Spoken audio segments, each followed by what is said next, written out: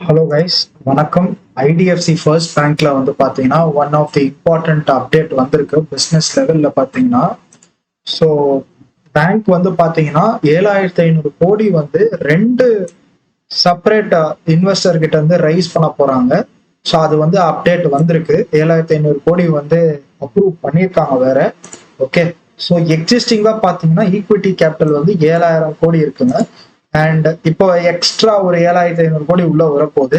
So டோட்டலா பாத்தீங்கன்னா 14,000 கோடி வந்து ஈக்விட்டி கேபிட்டலா இருக்குங்க. ஓகேங்களா?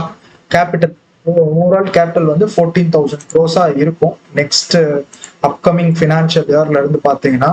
ஸோ அந்த சிஇஓ, கம்பெனியோட சிஇஓ வந்து பாத்தீங்கன்னா ஒரு இன்டர்வியூ கொடுத்திருந்தாரு. ஸோ இந்த வீடியோ நான் பார்த்துட்டு இருந்தேன். லைக் அவங்களோட சேனல்லே வந்து போஸ்ட் பண்ணியிருக்காங்க, ஐடிஎஃப்சி ஃபர்ஸ்ட் பேங்க் சேனல்லே. ஸோ இந்த வீடியோவில் பார்த்தீங்கன்னா அவர் என்ன எக்ஸ்பிளைன் பண்ணாருன்றத நான் ஒரு சினாப்சிஸ் மாதிரி எடுத்து வச்சிருக்கேன் ஏஐல இருந்து. ஸோ நானும் வாட்ச் பண்ண வீடியோவில் அவர் வந்து என்னென்ன பேசியிருக்காரு அப்படின்னா கேபிட்டல் அடிக்வசியை பற்றி பேசியிருக்காரு.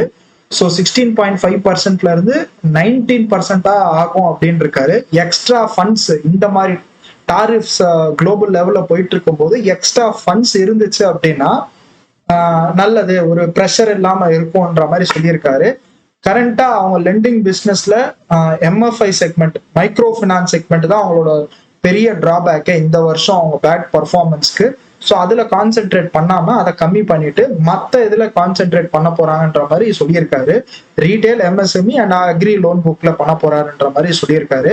அப்புறம் மற்ற செக்மெண்ட் இருக்குல்ல, like other segments of bank, அந்த டிரான்சாக்ஷன், ஃபாரெக்ஸ், ட்ரேடிங், இதை ஹேண்டில் பண்றது எல்லாத்தையும் வந்துட்டு சில செக்மெண்ட்ஸ் வந்து ப்ராஃபிட்டபிளா இல்லைன்னு சொல்லியிருக்காரு அந்த வீடியோல. பட் எந்த செக்மெண்ட்ன்றது அவர் மென்ஷன் பண்ணல.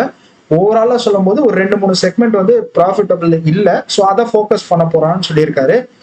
So equity rice will result in 15% dilution.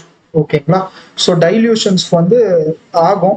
Existing equity வந்து 15% டைல்யூட் பண்ற மாதிரி இருக்கும் இவங்க உள்ள வரதால. ஸோ இது எதுக்காக இன்வெஸ்ட் பண்றாங்க இந்த மாதிரி டைம்ல, குளோபல் லெவல்ல இவ்வளவு நியூஸ் போயிட்டு இருக்கும் போது எதனால இன்வெஸ்ட் பண்றாங்க அப்படின்னா இவங்களோட track record.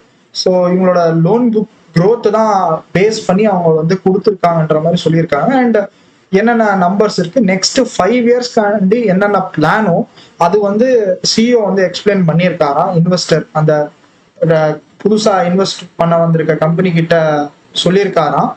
So anticipating strong profit growth in upcoming years driven by the operating leverage அப்படின்ற மாதிரி போட்டிருக்காங்க. Double the bank in 4 years போட்டிருக்காரு. நான் முன்னாடியே சொல்லியிருந்தேன். ஸோ நான் இந்த கம்பெனி பேங்க்ல வந்து இன்வெஸ்ட் பண்றேங்க. எதுக்காக அப்படின்னா not for now, it's for a long term பர்பஸ்ன்றதுக்கு.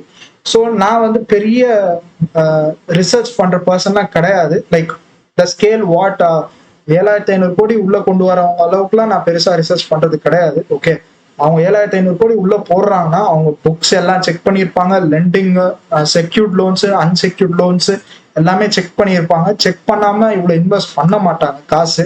கரெக்டுங்களா? ஸோ ஏதோ ஒரு க்ரோத் பொட்டன்ஷியல் இருக்குன்றதுக்காக தான் இன்வெஸ்ட் பண்ணியிருக்காங்க இந்த 7,500 கோடி.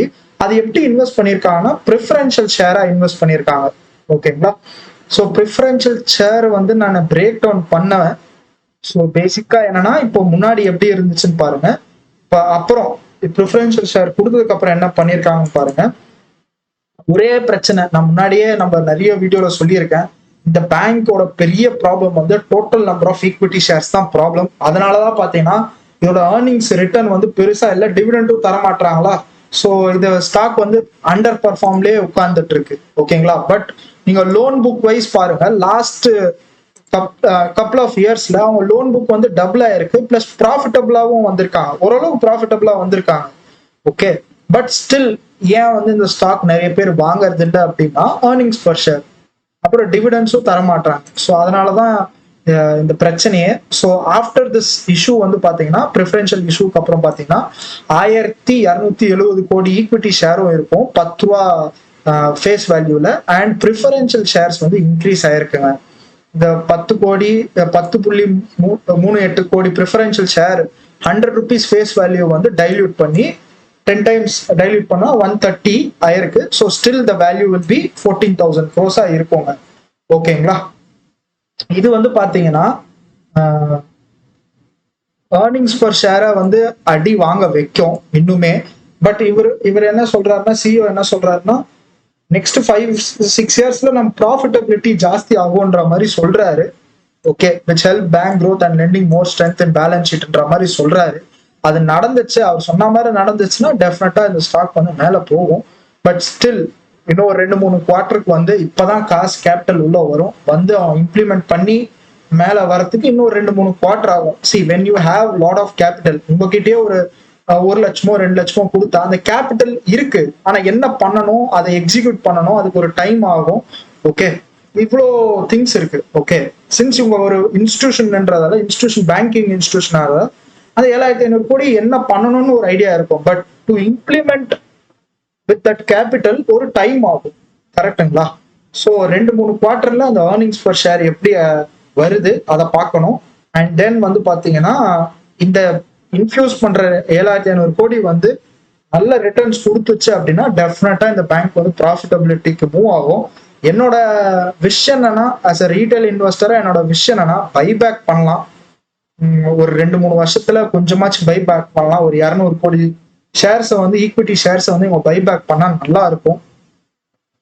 ஒரு நெக்ஸ்ட் 5-6 இயர்ஸ்க்குள்ள பண்ணாங்கன்னா அப்போ earnings per share definitely grow ஆகும். பட் ஆல்ரெடி இவங்க நல்ல பிளான்ல போயிட்டு இருக்காங்க.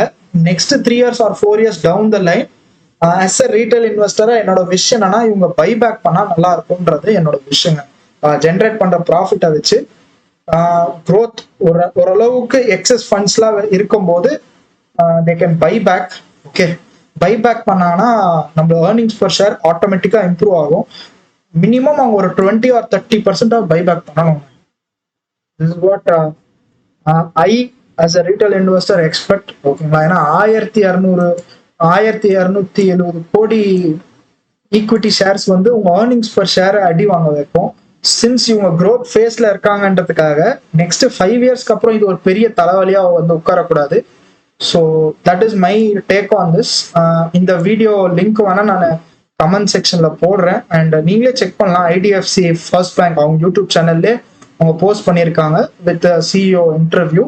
பாருங்க, ஃபுல்லா பாருங்க. You will understand how banking works and அவங்களோட தாட்ஸ் பாருங்க.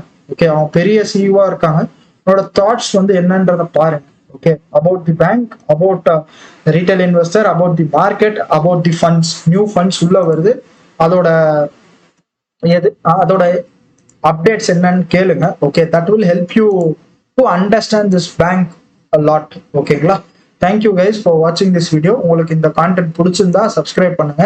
அண்ட் உங்களோட தாட்ஸை வந்து கமெண்ட் செக்ஷன்ல மறக்காம சொல்லுங்க கைஸ்.